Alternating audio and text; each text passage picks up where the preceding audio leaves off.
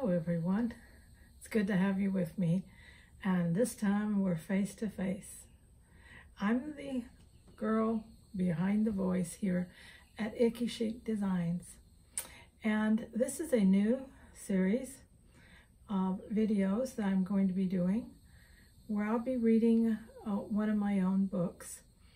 And the whole idea of this time is for you to be able to pick up your project, whether that's stitching, maybe you draw, maybe you knit, maybe you crochet, whatever it is that you like to do, and you just want a little downtime to do it, and you love a good story. And so we're going to combine those elements. I'm going to do the reading while you do the work. I think that's a fair exchange, don't you?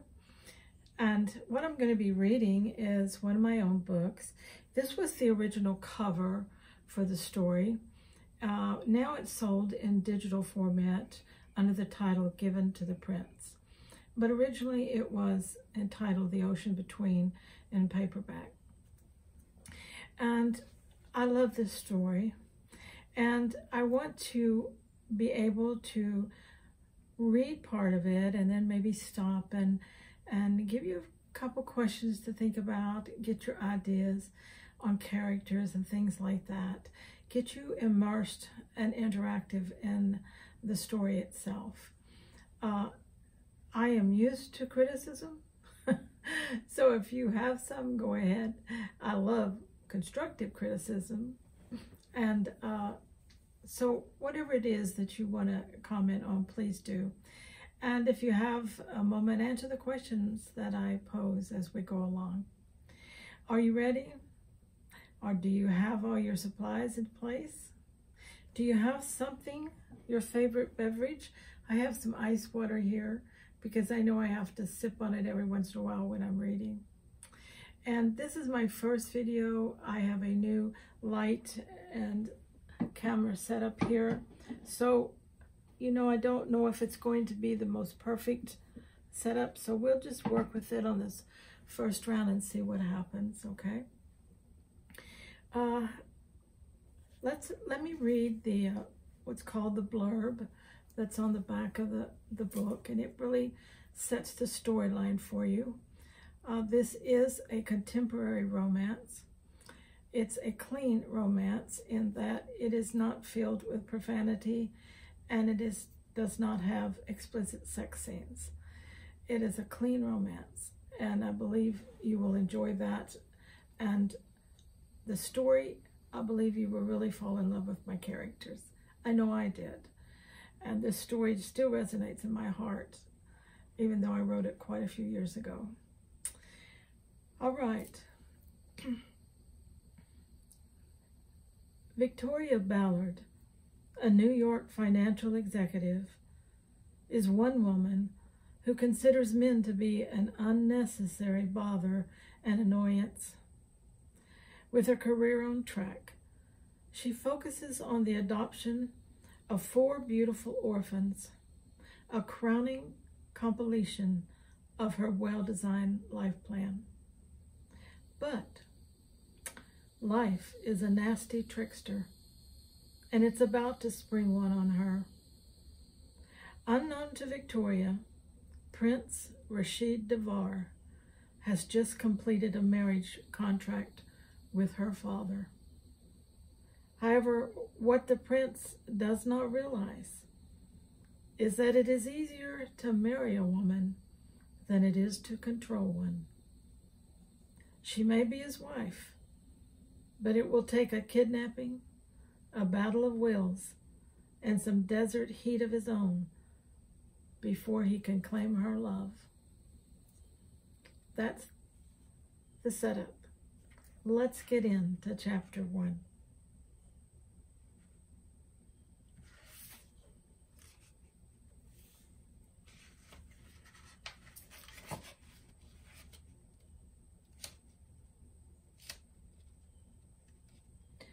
Well, if I can get the pages turned here. Rashid fixed Jacob Ballard with a cold stare while he decided on the man's proposition. Then, rising from his chair, he leaned across Jacob's desk.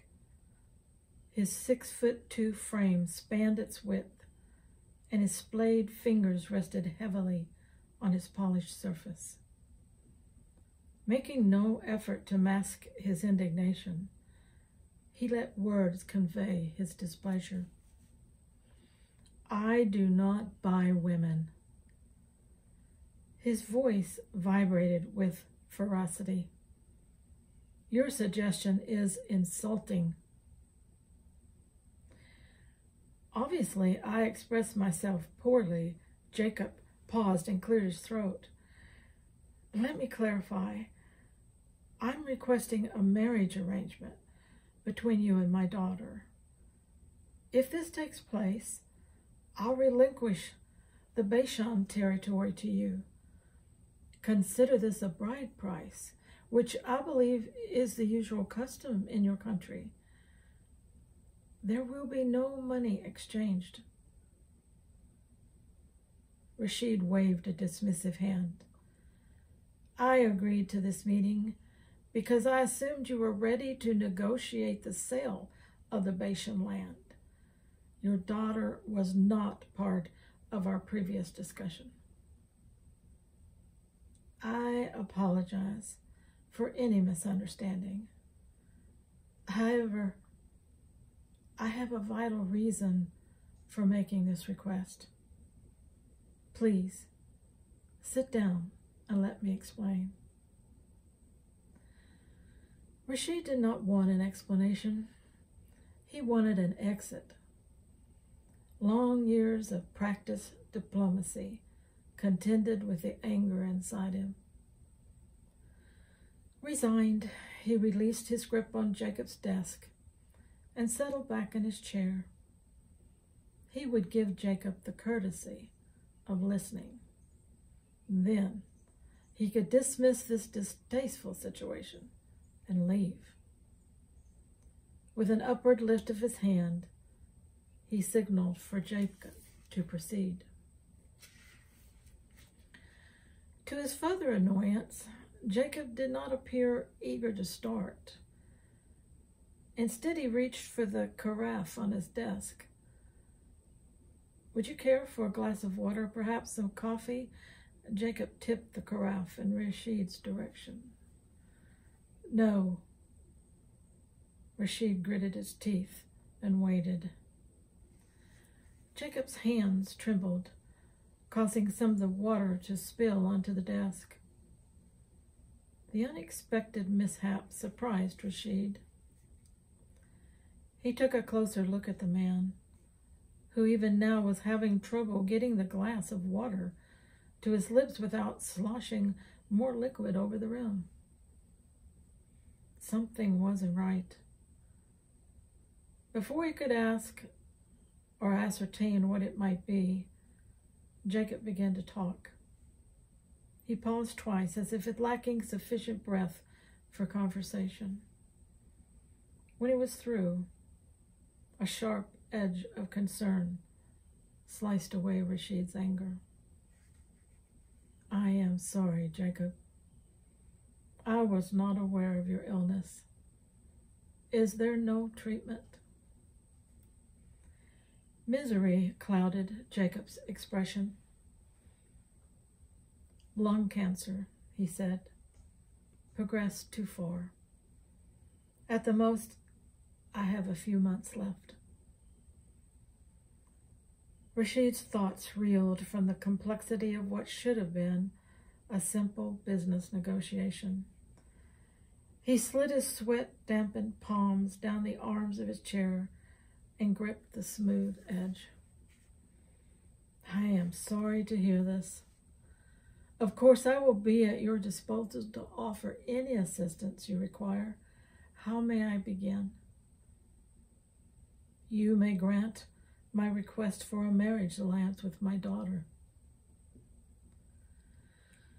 Rashid shook his head in confusion. "I do not understand how a marriage alliance with your daughter will help you deal with this illness." not with my illness, but with another more pressing problem. I need to settle the ownership issue of 2 properties situated in Middle Eastern nations, as well as the Bashan area in your own country. What is the difficulty? Like the Bashan property, I planned one day to develop the land and use the profit to benefit the people of the area. My attempt at philanthropy, I suppose. The way the world situation has changed in the last 2 decades, well, can they not be administered through your estate later if necessary? They're no longer part of my estate. Without her knowledge, I put them in Victoria's name 11 years ago. I thought when the political atmosphere became more favorable, she could finish what I started. At the present, they are part of a portfolio which stands as collateral for other investments. I cannot liquidate them for at least a year. Rashid frowned. Are you saying your daughter owns the Bashan property? Yes. Women are not permitted to own land in a Halaman. This is my point. Those same restrictions applied to the other holdings as well. In the last 3 months, I have received 2 communications from a radical group known as Jadin. They want the territories back in Arab control. Think how they will react when the knowledge of the land's true ownership becomes public. You and I know what Jadin will do with such resources. The world doesn't need another terrorist group with access to wealth. Rashid moved to the edge of his chair. You must do something. These are not rational men. Your daughter could be in imminent danger. How do you propose to protect her? I don't. As her husband, protecting her is what I expect you to do. Rashid turned his head to the side in an attempt to ease the muscles constricting in his neck. Failing, he turned back and studied Jacob's solemn gray eyes. Unyielding resolve enforced the level of Jacob's determination. Almost tangible, it reminded Rashid of the strong desert wind which pushed against the sand dunes until they yielded and moved under the onslaught. He wondered if the daughter's tenacity matched her father's. He had never met her in person.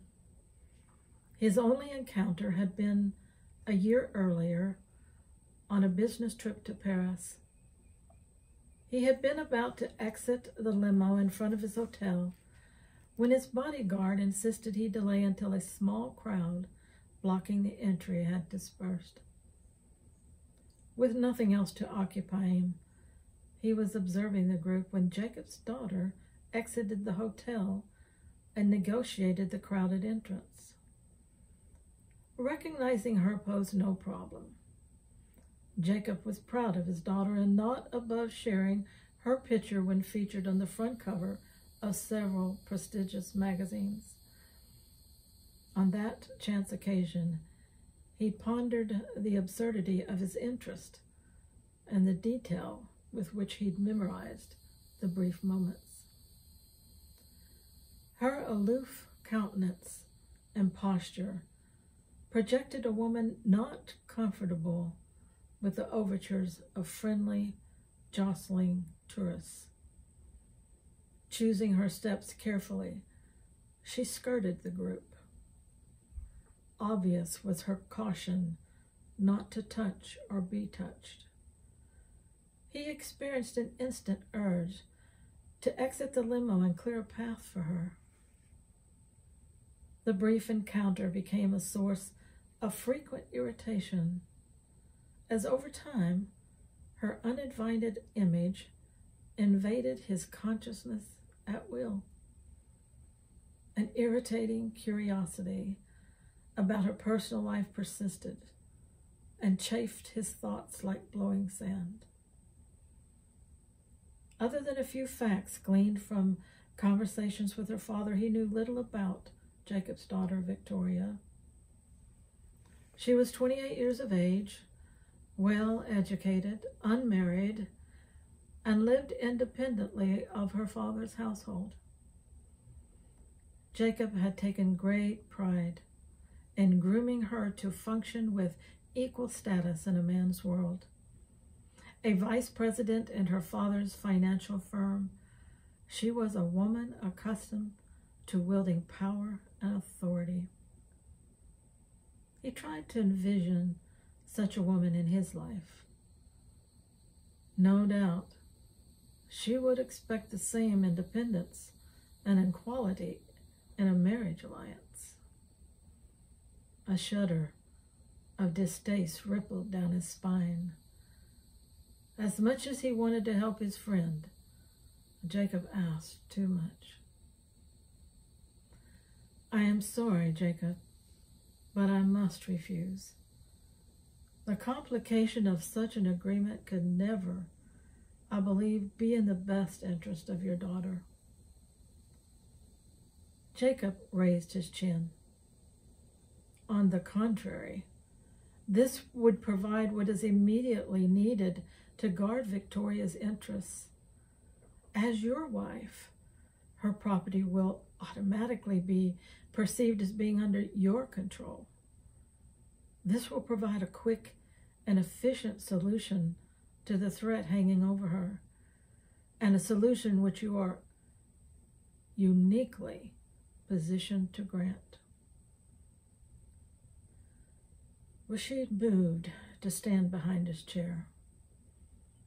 "I do not think you fully understand the enormous changes this would cause your daughter. Change I am sure she would view as unacceptable. I doubt she could appreciate the customs or restrictions accepted by the women of my country. Here, I may be dressed as you. I may even adopt the courtesies of your culture. But in Ahalaman, I live by the beliefs and traditions of my people. So will my wife." Rashid stiffened as Jacob rose from his chair and walked toward him. He held his position as Jacob stopped a few, maybe 12 inches in front of him, close enough that he could read the deep sorrow in his friend's eyes. "This is hard for me." Jacob placed a hand on Rashid's shoulder. "I love my daughter. She is all I have. I cannot leave her in this situation, for which I am to blame. Unprotected and alone. I chose you because I know you to be a man of strength and integrity." Rashid held his silence as Jacob struggled to fill his weakened lungs with needed air. A sudden wave of guilt shot through Rashid for enjoying the best of health. "You'll never harm her," Jacob continued. "Nor, I believe, will you allow anyone else to do so. She will be safe with you." Jacob removed his hand from Rashid's shoulder and walked back to his desk. He eased into the chair, supporting shape, and rested his head against the high back.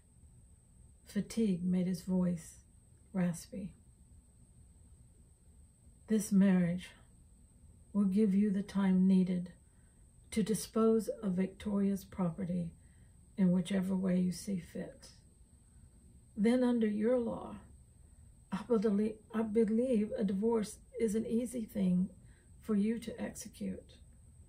You will be free of any further obligation to Victoria, and she can get on with her life without threat of harm. Rashid folded his arms across his chest. Jacob's words were disturbing. How could a father fight to protect his daughter's safety, but care so little for her dignity? Did he not comprehend the dishonored status of a divorced woman? A husband's rejection was the worst kind of humiliation. It seemed as though Victoria was in danger from those who would protect her, as well as those who would harm her. Pity yanked the threads of accountability in the fabric of Rashid's honor. Combined with the hopeful gaze in Jacob's eyes, he knew the manipulative power of sympathy and sentimentality. Angered at his weakening resolve, he bolstered his refusal. You will have to find another solution, Jacob. I am a prince of my people. Much is expected from the woman I will make my wife. I do not think your daughter would welcome those responsibilities, even for the short duration you propose. I am sorry. Please understand. I am willing to help in any other way. Jacob gave Rashid an accepting nod. I understand. Thank you for listening. Rashid, sure there was nothing more to be accomplished by furthering the discussion, turned and walked toward the office door. He was about to reach for the handle when it opened and swung inward. Stepping aside, he barely missed a collision and found himself positioned between the door and the wall. At least he had managed to put a foot out in time to prevent the solid surface from slamming into him. A small, blonde windstorm rushed through the opening, her hurried stride taking her past him and straight to Jacob's desk. Did you kill the Bellingham contract? How do you expect me to do my job if you negate my decisions? Victoria, this is not a good time. Jacob's daughter squared her small shoulders as if the action would prevent her from being too easily dismissed. I've been trying to talk to you for 2 days. I know. I've been working on a project of my own. Perhaps, well, before you do anything else, you better have a look at this report. Victoria dropped an overstuffed file folder on her father's desk. Hitting the polished surface at an angle, the folder streaked across the desk and launched itself into the air like a jet off an aircraft carrier. Papers scattered and settled randomly over the black marble flooring. Rashid knew this was his opportunity to exit and be done with what was an impossible situation. The problem was getting his body to cooperate. His feet, with a mind of their own, rooted to the shiny marble floor beneath them. He focused on Victoria's gasp of surprise as she turned to survey the extent of her blunder. A small hand moved to cover her lips, and a pink tinge of embarrassment deepened the rosy hue on her cheeks. Before turning back toward her father, she stiffened her spine and lifted her head, allowing her chin to jut forward with a stubborn tilt. She reminded him of his cousin's 3-year-old daughter, Jasmine, a fiery little beauty that could rival a desert tempest with her eruptive behavior. He waited for Jacob's reaction. Though Victoria's actions were indiscreet, Rashid did not want to see her subjected to Jacob's disapproval. The unexpected concern nagged at him like an unwelcome rash, one he knew would worsen if scratched. She was a woman of uncommon beauty, especially her hair. He'd always been fascinated by the rare brilliance of blonde hair. Hers rivaled the radiance of noonday sunlight. He did not like the intricate braiding that kept it captured, but he did appreciate the way the style exposed the soft, creamy skin of her slender neck. He imagined that if loosened, the soft curls would cascade over her shoulders, silky curls, twining, clinging, and then gliding through a man's fingers. The possibility of her being abused at the hand of any man, be they terrorist or father, was deeply offensive. She needed a protector. Since he had refused, whom would her father choose? The muscles in his throat clenched again. He swallowed several times to rid himself of the choking tightness. What do you think of the opening? Have you made any connection with Victoria, her father, or Rashid yet? Have you made any assumptions on their character?